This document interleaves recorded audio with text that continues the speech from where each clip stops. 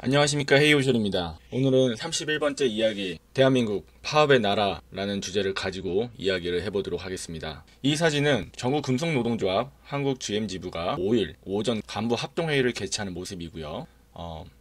파업을 진행하겠다라는 결의하는 모습입니다. 요새 비상계엄 사태 이후 시국이 굉장히 어렵습니다. 정부와 관계자들이 힘을 합쳐야 할 때인데 파업의 나라 대한민국 이야기처럼 온갖 파업 관련 내용을 전달하면서 항상 반복되는 이 파업들이 계속 반복되어야 하는 건지에 대한 생각을 한번 해봤으면 좋겠습니다. 2023년에는 파업으로 인한 근로 손실 인수가 10년 새 최소라고 홍보할 정도로 노사 간의 갈등이나 이런 부분들이 많이 개선되었다고 평가를 했습니다. 정부에서는 역대 정부 평균의 37%라고 이야기할 정도로 파업으로 인한 근로 손실 인수가 최근 10년 사이 가장 적었고 노사분규 지속일수도 2015년 이후 가장 짧았다고 이야기를 했습니다. 그래서 한 건당 평균 지속일수가 30일에서 9일로 줄어들었고요. 당시 노동부는 근로손실일수 및 노사분규 지속일수가 역대 최저로 나타나는 등 노사관계가 안정되면서 대화와 타협의 노사관계가 정착되고 있다라고 평가를 했습니다. 이거는 이제 정부에서 노동부 정부부처가 자신들의 성과라고 홍보를 한 셈이죠. 이 노사 관계가 개선되는 데 있어가지고 정부가 어떠한 역할을 했는지에 대한 이야기들은 잘 보지 못했습니다. 그냥 수치화로 나타내면서 2023년도에 근로손실일수도 역대급으로 적었고 노사분규도 적었다라고 홍보를 했죠. 근데 우리 국민들이 느끼기에는 파업일수가 적었고 정말 노사관계가 개선되었다고 느꼈을까요? 그렇지 않다고 생각이 들거든요. 올해 참 파업이 많았습니다. 올해는 어땠는지 한번 간단하게 살펴보고자 해요. 지금 현재 진행 중인 것들로만 이야기를 하자면 철도노조 총파업 진행 중에 있고 서울교통공사 노조 파업은 11월 18일 날 진행이 됐었고요. 또 현대제철 총파업 2024년 11월에 진행이 됐었고, 파업이라는 것은 당연히 근로자들의 정당한 권리고 헌법과 노동법이 보장하는 집단적 행동입니다. 그러니까 파업의 행위에 대해서 뭐라 하는 사람들은 아무도 없어요.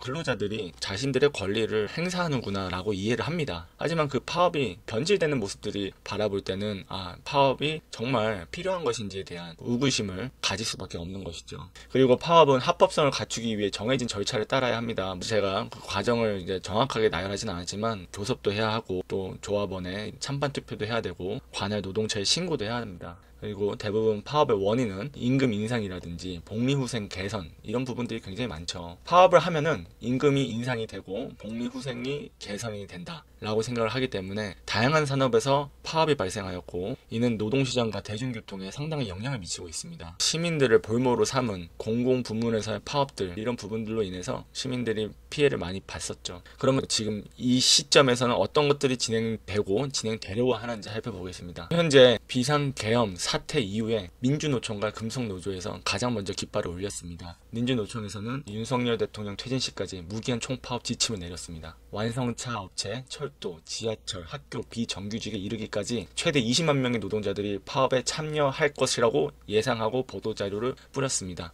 근데 저는 참 여기에 대해서 생각이 조금 달라요. 왜냐하면 비상계엄 사태는 민주노총이 해결할 문제가 아닙니다. 해결할 주체가 아니라고 생각이 들어요. 지금 각자가 맡은 바를 다 해야 할 때라고 생각을 합니다. 민주노총은 민주노총에 가입한 조합원들을 대변하는 단체일 뿐입니다. 그러면은 민주노총에 가입한 조합원들이 과연 저것을 원합니까? 아닙니다. 민주노총의 임원들, 노조 위원장, 여러가지 베네핏을 받는 그런 기득권들이 어떠한 뒷배를 가지고 이야기를 하는지 저는 잘 모르겠습니다. 노조원의 복리를 증진시키기 위해서 행동하는 것은 이해를 할 수 있습니다. 근데 정권교체, 퇴진, 이게 민주노총, 근로자들의 모임에서 해야 할 슬로건인지 이해할 수가 없어요. 자, 그러면 금속노조 보겠습니다. 금속노조는 전 조합원한테 이틀간 하루 2시간 파업 지침을 내렸어요. 그래서 현대자동차 등 기계들이 멈췄다라고 이야기를 했고, 총파업 규모가 더 커질 것이라고 성명에서 밝혔어요. 윤석열 대통령 퇴진 시까지의 이 총파업을 지침한다, 이 슬로건에 대해서 이게 정말 근로자들이 원하는 것인지, 또 추가적으로 약 1만 명의 조합원을 든 공공운수노조, 서울교통공사, 노동조합도 1인 근무, 인력 감축 계획 철회, 임금 인상 등을 요구하며 사측과 교섭을 진행 중인데, 결렬되면 오는 12월 6일 파업에 도입할 계획이다. 그동안 계속 개별적으로 단체 교섭을 해왔던 기업들도